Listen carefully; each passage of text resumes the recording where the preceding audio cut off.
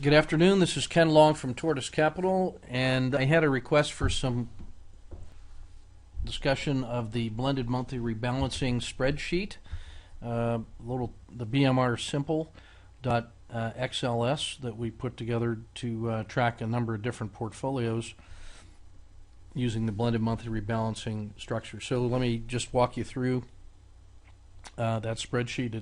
This is as of August 4th, 2013. So across the bottom what we have are a number of tabs. ETF 13 is a 13 ETF portfolio. ETF 26 has this one actually has 32, but for macro reasons, the naming of a macro in Excel, I'm keeping it as the old name.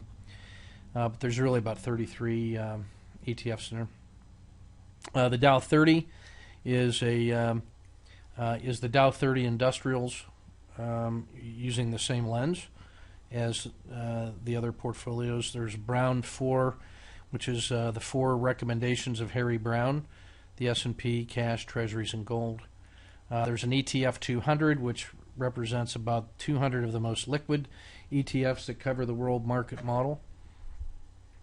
Then there's ETF Max, which is about 1,400 or 1,500 different ETFs. So I'll come back to ETF 13 and talk you through this big blue button on the top that says Sort All BMR Portfolios. When you click that, what it'll do is sort each one of those subordinate portfolios 1 to N based on this rank column 1 through 13.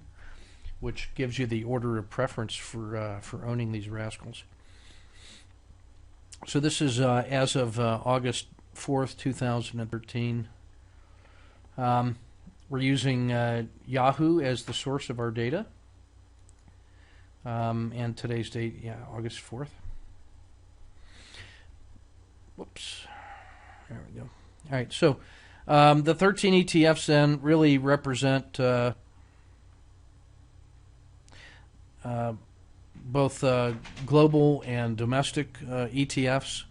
So you have the Russell 2000 small caps, the mid caps, technology in the form of the Qs, S&P large caps, the Dow 30 industrials. You have Japan. You have the EAFE index, which is Asia less Japan. It's the equivalent of a global S&P 500. It's just the mature companies across all business sectors in the first world. IWR is U.S. real estate. You have emerging markets, Asia less Japan. I have included Australia to reflect some commodity exposure, treasuries, and then ILF is the Latin America 40 mega.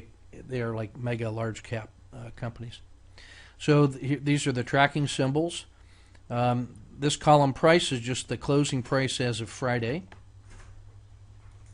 The MA signal column tells us whether these symbols are ownable or not. They're either buy or cash. And that's based on a comparison of price compared to the moving average price. And in this case, we're using an 88-day look-back period. And because there's 22 days in a typical trading month, that reflects a 4-month moving average computed on a daily basis. So in the case of IWM, the closing price on Friday was 105.16. 88 days ago, it was 97.28. So today's price is above the moving average. Therefore, it's on a buy signal. This is the formula that gives you that and uses conditional formatting to come up with the color codes. Conversely, U.S. real estate, IYR, at 65.93 is less than the moving average filter of 69.36, so it's on a cash signal. All right, now we're using a blended monthly rebalancing structure here. So we're going to compute 2 different returns based on 2 different look-back periods and then blend them together. So the first one, the short-term one, is going to be a 3-month look-back. And so we're going to compute that by comparing today's price against the price 3 months ago. And 3 months ago, at 22 days per month, is a 66-day look back. and then a 6-month look back is 132 days. So compared to 3 months ago, from 97.28 to 105.16, that is a 15.03% improvement or performance. And then compared to 6 months ago, IWM has returned 17.76%. Now we're going to blend those in the following way. We're going to take 70% of the 3-month performance plus 30% of the 6-month performance, and then add them together to get, in this case, 15.85. This is the formula that gets you that. We're going to do that for all of these symbols. And then we're going to rank them from best blended performance to the worst blended performance and assign that a rank value of 1, in this case to 13. And this is the formula that gives you that automatic ranking score. So on that basis, we now have computed a 1 to n list, and in our current version of blended monthly rebalancing, we want to run this every month and own the top 3. So what we would do is we would run the numbers, rank order them, and then own for the month ahead the top 3, provided that they were on a buy signal. If one of these was on a cash signal, then that portion of the portfolio would go into your short-term cash equivalent. Now this section over here that says ETF replay ranking methodology, ETFreplay.com has their own back testing and ranking methodology. They use a slightly different formula for blending their numbers. What they do is they first compute the 1 to n list for each of these look back periods, and then they rank them 1 to 13. And then they do the 70% and 30% blend of the 2 ranking numbers rather than of the performance numbers. And then that gives you a blended number, which is computed or converted to a ETF replay ranking.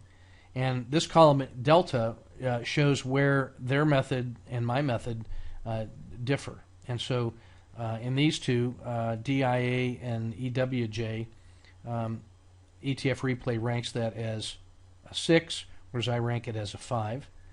And ETF replay ranks EFA as a 6. I'm sorry, as a 5, and I rank it as a 6. In my opinion, my method works better and more accurate. I don't know. It's just a matter of taste. But to me, DIA is better than EWJ because its blended performance numbers are higher. Whereas if you go strictly by the cardinal number blending, you get a slightly different. But I feel like it's important and fair to see how the two methodologies differ on a given basis. So that's ETF 13. ETF 26 is really the original 13 plus a number of additional ETFs plus the XL sector spiders, XL series sector spiders. But the organization of the spreadsheet works exactly the same. And so on a given day when I'm ready to run this, I'll just hit. So when you hit the big blue button, all the portfolios will sort by their ranking number and then bring you back to ETF 13, sort of the baseline portfolio. So that's blended monthly rebalancing spreadsheet in a nutshell. Thanks for your kind attention.